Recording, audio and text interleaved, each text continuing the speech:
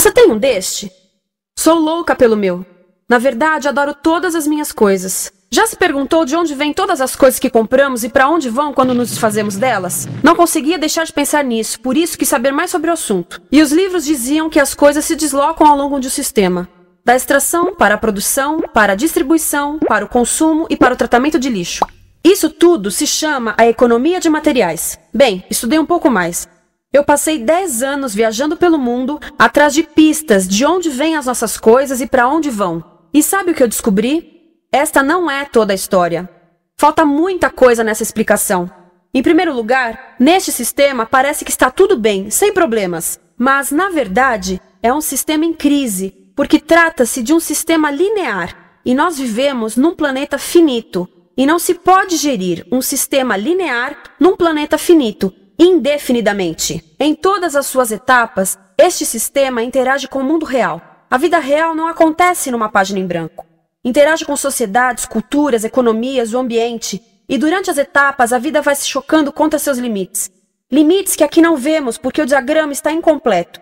Então, voltemos atrás para preencher alguns espaços e ver o que falta. Uma das coisas mais importantes em falta são as pessoas. Sim, pessoas. As pessoas vivem e trabalham em todas as etapas desse sistema, onde algumas são um pouco mais importantes que outras. Algumas têm maior poder de decisão. Quem são elas? Comecemos pelo governo. Meus amigos dizem que eu devia usar um tanque para simbolizar o governo, e isso é uma realidade em muitos países, e cada vez mais também no nosso. Afinal, mais de 50% dos nossos impostos vão para os militares. Mas vou usar uma pessoa para simbolizar o governo, porque acredito nos valores e na visão de que o governo deve ser das pessoas, pelas pessoas, para as pessoas. A função do governo é olhar por nós, cuidar de nós. Esse é o seu trabalho. Depois vem as corporações. O que leva as corporações a parecerem maiores que o governo é porque elas são maiores que o governo. Atualmente, entre as 100 maiores economias da Terra, 51 são corporações.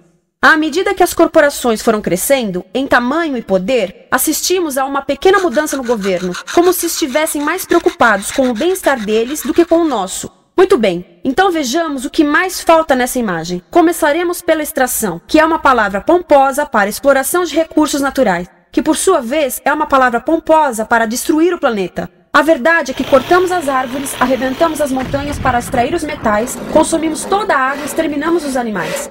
Aqui enfrentamos o nosso primeiro limite. Estamos ficando sem recursos naturais. Estamos utilizando demasiados materiais. Sei que isto pode ser difícil de ouvir, mas é a verdade. Por isso temos que lidar com isso. Durante apenas as 3 últimas décadas, foram consumidos 33% dos recursos naturais do planeta. Desapareceram. Cortamos, minamos, perfuramos e destruímos o planeta tão depressa que estamos debilitando a capacidade do planeta para sustentar o nosso modo de vida. Aonde eu vivo, nos Estados Unidos, resta-nos menos de 4% da nossa floresta original. 40% dos cursos de água estão impróprios para o consumo. E o nosso problema não é apenas estarmos utilizando demasiados recursos, mas o fato de estarmos utilizando mais do que a nossa parte. Temos 5% da população mundial, mas usamos 30% dos recursos mundiais. Se todos consumissem ao ritmo dos Estados Unidos, precisaríamos de 3 a 5 planetas. E sabem uma coisa? Só temos um. Então, a resposta do meu país a essa limitação é simplesmente ir tomar dos outros. Este é o terceiro mundo, que alguém dirá tratar-se apenas de uma expressão para designar o local para onde foram as nossas matérias-primas. E o que é que acontece? A mesma coisa, destruição do local. 75% das zonas de pesca do planeta estão sendo exploradas ao máximo ou além da sua capacidade. Desapareceram 80% das florestas originais do planeta. Só na Amazônia perdemos 2.000 árvores por minuto, o equivalente a um campo de futebol por minuto. Então, e as pessoas que vivem aqui? Bem, de acordo com esses sujeitos, eles não são donos desses recursos, mesmo que vivam lá há gerações. Não são donos dos meios de produção, nem compram muitas coisas. Nesse sistema, quem não possui nem compra muitas coisas não tem valor. A seguir, as matérias-primas seguem para a produção, aonde utilizamos energia para misturar químicos tóxicos com recursos naturais para produzir produtos contaminados com tóxicos. Há atualmente no comércio mais de 100.000 químicos sintéticos. Apenas um punhado foi testado para avaliar o seu impacto na saúde, e nenhum foi testado em relação aos impactos sinérgicos na saúde, ou seja, a interação com todos os outros químicos aos quais estamos expostos diariamente. Por isso, desconhecemos o impacto total deles na saúde e no ambiente. Mas sabemos uma coisa: os tóxicos entram e saem. Enquanto continuarmos a introduzi-los nos nossos sistemas de produção industrial, continuaremos a inserir esses tóxicos nos produtos que levamos para nossas casas, trabalho e escolas, e claro, para nossos corpos. Como os BFRs, ou retardantes de incêndio à base de brometo, que tornam as coisas mais resistentes ao fogo, mas são super tóxicos. São neurotóxicos, ou seja, tóxicos para o cérebro.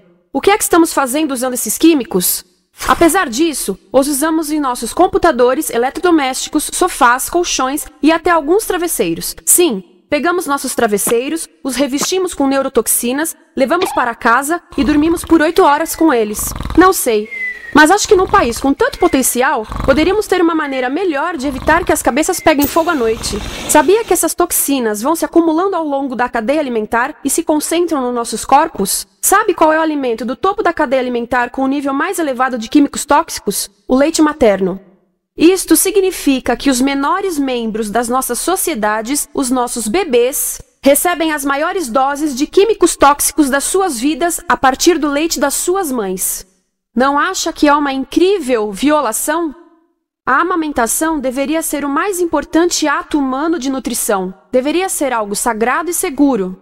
A amamentação continua a ser o melhor e as mães devem amamentar, mas nós deveríamos proteger esse ato. Eles deviam protegê-lo. Eu pensava que zelavam pelos nossos interesses. As pessoas que mais sofrem com esses produtos químicos são os trabalhadores das fábricas. Muitos são mulheres em idade reprodutiva, que trabalham com toxinas que afetam a gestação, carcinogênicos e muito mais.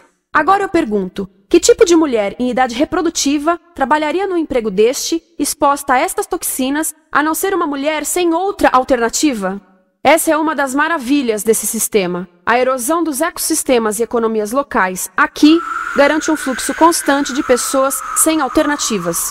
No mundo, há 200 mil pessoas por dia se deslocando de ambientes que as sustentaram ao longo de gerações para cidades, onde muitas vivem em bairros de lata, à procura de emprego, por mais tóxico que seja. Não só os recursos são desperdiçados ao longo desse sistema, mas também pessoas, comunidades inteiras são desfeitas. Sim, as toxinas entram e saem. Muitas delas saem das fábricas em produtos, e muitas mais saem como subprodutos, ou poluição. E estamos falando de muita poluição. Nos Estados Unidos, as indústrias admitem liberar mais de 1.800.000 quilos de químicos tóxicos por ano. Deve ser muito mais, porque isso é o que eles admitem. Trata-se de outro limite, porque quem quer ver e respirar 1.800.000 quilos de químicos tóxicos por ano? Então o que eles fazem? Mudam as fábricas poluidoras para o estrangeiro, para poluir outros países. Mas, surpresa, grande parte dessa poluição volta para nós trazida pelo vento. E o que acontece depois de todos os recursos naturais serem transformados em produtos? Passam por aqui, para a distribuição, o que significa vender todo o lixo contaminado com toxinas o mais rápido possível. Aqui, o objetivo é manter os preços baixos, com as pessoas comprando os produtos em constante movimento. Como eles mantêm os preços baixos? Pagam salários baixos aos trabalhadores das lojas e restringem o acesso aos seguros de saúde sempre que podem. Tudo se resume em exteriorizar os custos. O verdadeiro custo da produção não se reflete no preço. Em outras palavras, não pagamos aquilo que compramos. Outro dia estive pensando nisto. Ia a caminho do trabalho e queria ouvir as notícias. Por isso entrei numa loja para comprar um rádio. Encontrei um pequeno rádio verde engraçado que custava $4,99. Na fila do caixa pensei, como $4,99 podem refletir o custo da produção e transporte desse rádio até ele chegar nas minhas mãos? O metal deve ter sido extraído na África do Sul. O petróleo provavelmente do Iraque. O plástico produzido na China e talvez montado por uma criança de 15 anos numa fábrica do México. $4,99 não paga nem o aluguel do espaço ocupado na prateleira, nem parte do salário do empregado que me atendeu, ou as viagens de navio e caminhão que o rádio fez. Foi assim que eu percebi que eu não paguei o valor do rádio. Então, quem pagou? Estas pessoas pagaram com a perda do espaço dos seus recursos naturais. Estas pagaram com a perda do ar puro, com o aumento de doenças como asma e câncer. As crianças do Congo pagaram com o seu futuro, pois 30% delas abandonam a escola para trabalhar nas minas de coltan, um metal que usamos em aparelhos eletrônicos baratos e descartáveis. Estas pessoas pagaram por não ter direito ao seguro de saúde. Ao longo desse sistema, pessoas contribuíram para que eu comprasse o rádio por $4,99, mas essas contribuições não são registradas por nenhum contabilista. É isto que eu quero dizer com exteriorizar o verdadeiro custo de produção. E isso nos leva à seta dourada do consumo. O coração do sistema, o motor que impulsiona. É tão importante proteger esta seta que se tornou prioridade daqueles dois sujeitos. É por isso que após o 11 de setembro, quando nosso país estava em choque, o presidente Bush poderia ter sugerido fazer luto, rezar, ter esperança, mas não, ele disse para fazermos compras. Compras! Nos tornamos uma nação de consumidores. Nossa principal identidade passou a ser de consumidores. Não mães, professores, agricultores, mas consumidores. Nosso valor é medido e demonstrado pelo quanto contribuímos para esta seta. Quanto consumimos. Não é isso que fazemos? Compramos, compramos, compramos. Manter os produtos circulando. E como circulam? Sabe qual a porcentagem dos produtos que circulam através desse sistema que ainda são usados 6 meses depois da venda na América do Norte? 50%? 20%? Não, 1%. 1. Em outras palavras, 99% das coisas que nós cultivamos, processamos, transformamos, 99% das coisas que percorrem o sistema são lixo em menos de 6 meses. Como é que podemos gerir um planeta com esse nível de rendimento? Mas não foi sempre assim. Hoje, o consumidor médio americano consome o dobro que há 50 anos. Pergunte à sua avó. No tempo dela, a boa gestão, a engenhosidade e a poupança eram valorizados. Então, como é que isso aconteceu? Bem, não aconteceu simplesmente. Foi planejado. Pouco depois da Segunda Guerra Mundial, estes sujeitos estudavam a forma de impulsionar a economia. O analista de vendas Victor Lebow articulou a solução que se tornaria a norma de todo o sistema. Ele disse: a nossa enorme economia produtiva exige que façamos do consumo a nossa forma de vida, que tornemos a compra e uso de bens em rituais, que procuremos a nossa satisfação espiritual, a satisfação do nosso ego no consumo. Precisamos que as coisas sejam consumidas, destruídas, substituídas e descartadas a um ritmo cada vez maior. O conselheiro econômico do presidente Eisenhower disse: o principal objetivo da economia americana é produzir mais bens de consumo. Mais bens de consumo? O nosso principal objetivo? Não é providenciar cuidados médicos, ou educação, ou transportes seguros, ou sustentabilidade, ou justiça? Bens de consumo? Como é que eles nos fizeram adotar esse sistema de forma tão entusiástica? Bem, 2 das suas estratégias mais bem-sucedidas são a obsolescência planejada e a obsolescência perceptiva. A obsolescência planejada é uma outra forma de dizer criado para ir para o lixo. Eles fazem as coisas de modo que sejam inúteis tão rápido quanto possível para jogarmos fora e voltarmos a comprar. Isso é óbvio em sacolas ou copos de plástico, mas verifica-se isso em coisas maiores como esfregões, DVDs, máquinas fotográficas, churrasqueiras, quase tudo. Até computadores. Já reparou que quando compra um computador, a tecnologia muda tão rápido que em poucos anos se torna quase um impedimento para a comunicação? Fiquei curiosa e abri um desses computadores para ver o que tinha dentro. E descobri que a peça que se muda a cada ano é apenas uma pecinha no canto. Mas não se pode mudar apenas essa peça, porque cada nova versão tem um formato diferente. Tem que jogar tudo fora e comprar um novo. Estive lendo sobre o design industrial da década de 50, quando a obsolescência planejada começou a aparecer. Esses designers eram muito claros sobre o assunto. Chegavam a debater quão rápido conseguiam que um aparelho avariasse, mas de modo que o consumidor mantivesse fé suficiente para ir comprar outro. Foi tão intencional, mas as coisas não avariam suficientemente rápido para manter essa seta funcionando. Por isso existe também a obsolescência perceptiva. A obsolescência perceptiva nos convence a jogar fora coisas que ainda são perfeitamente úteis. Como fazem isso? Mudam a aparência das coisas. Por isso, se comprou suas coisas há alguns anos, todos percebem que você não tem contribuído para essa seta. E como o nosso valor depende da nossa contribuição para essa seta, isso pode ser embaraçoso. Por exemplo, se eu tiver o mesmo monitor de computador gordo e branco na minha mesa por 5 anos e a minha colega tiver comprado um computador novo, ela vai ter um monitor plano, brilhante que combina com o computador, com o celular e até com as canetas. Ela parece estar operando uma nave espacial e eu pareço que tenho uma máquina de lavar na mesa.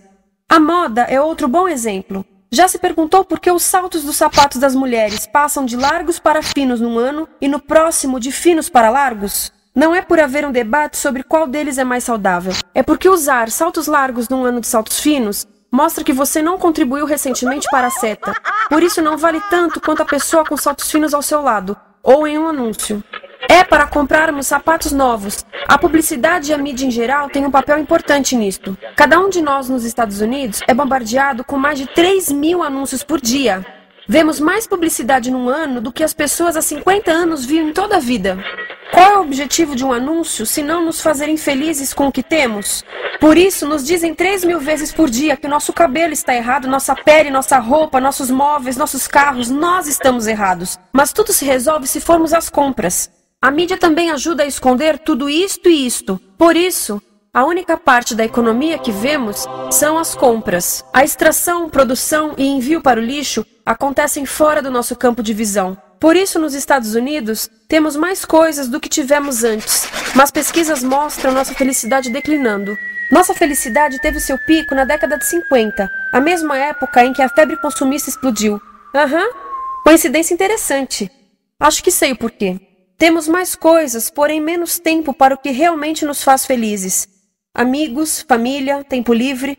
Estamos trabalhando mais do que nunca. Analistas dizem que não temos tão pouco tempo livre desde a sociedade feudal. E sabem quais são as duas atividades que mais fazemos no pouco tempo livre que temos? Ver televisão e fazer compras. Nós, americanos, passamos 3 a 4 vezes mais tempo comprando do que os europeus. Assim, nessa situação ridícula, vamos trabalhar talvez em 2 empregos, e quando chegamos em casa exaustos e sentamos no sofá novo para ver televisão, os anúncios dizem que não prestamos, então vamos às compras para nos sentirmos melhor. Depois trabalhamos mais para pagar o que compramos e chegamos em casa mais cansados, vemos mais televisão que nos diz para fazermos compras outra vez. E estamos nesse ciclo de trabalhar, ver, comprar, e podíamos simplesmente parar. Então, no final, o que acontece a todas essas coisas que compramos? Nesse ritmo de consumo, não cabe tudo em casa, apesar do tamanho médio das casas ter duplicado nesse país desde os anos 70. Vai tudo pro lixo, e isso nos leva ao tratamento do lixo. Essa é a parte da economia de materiais que conhecemos melhor, porque nós temos de levar o lixo até a esquina. Cada americano produz 2 quilos de lixo por dia, o dobro do que fazíamos há 30 anos. Todo esse lixo ou é despejado num aterro, que é um grande buraco no chão, ou ainda pior, primeiro é incinerado e depois despejado no aterro. As duas formas poluem o ar, o solo, a água, sem esquecer que alteram o clima. A incineração é realmente ruim. Lembra daqueles tóxicos da fase da produção? Bem, queimar o lixo libera esses tóxicos no ar. Pior ainda, produz supertóxicos novos, como a dioxina. A dioxina é a substância mais tóxica feita pelo homem, e os incineradores são a principal fonte de dioxina. Isso significa que podemos parar a principal fonte da mais tóxica substância conhecida e feita pelo homem, simplesmente parando de queimar o lixo. E podemos parar hoje. Algumas empresas não querem criar aterros e incineradores aqui. Por isso, também exportam os resíduos. Então, e a reciclagem? A reciclagem ajuda? Sim, a reciclagem ajuda. Ela reduz o lixo nessa extremidade e depois reduz a pressão para minerar e colher mais nessa extremidade. Sim, todos devemos reciclar, mas reciclar não é o suficiente. Reciclar nunca será suficiente, por 2 razões. Primeiro, o lixo que vem das nossas casas é apenas a ponta do iceberg. Para cada saco de lixo que deixamos na esquina, 70 sacos de lixo são criados anteriormente, só para fazer o lixo desse saco que deixamos na esquina. Assim, mesmo que pudéssemos reciclar 100% do lixo das nossas casas, não se chegaria ao coração do problema. Além disso, grande parte do lixo não pode ser reciclado, ou porque contém demasiados tóxicos, ou porque é criado de início para não ser reciclável. Como aquelas caixas de suco, que têm as camadas de metal, papel e plástico, todas coladas. Não dá para separar essas camadas para reciclá-las. Como se vê, é um sistema em crise. Por todo o percurso, estamos batendo em limites, do clima em mudança ao decréscimo da felicidade. Simplesmente não está funcionando. Mas a parte boa de um problema tão generalizado é haver tantos pontos de intervenção.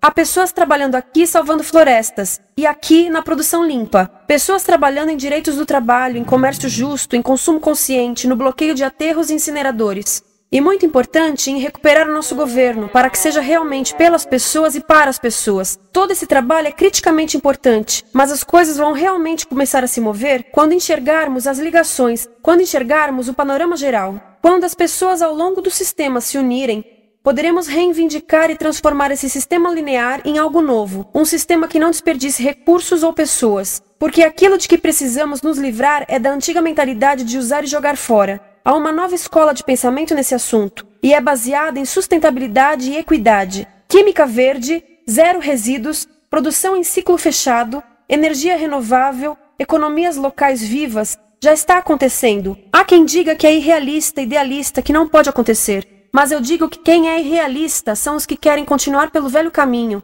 Isso é que é sonhar. Lembre-se que a velha forma não aconteceu por acaso. Não é como a gravidade que temos que conviver. As pessoas a criaram, e nós também somos pessoas. Por isso vamos criar algo novo.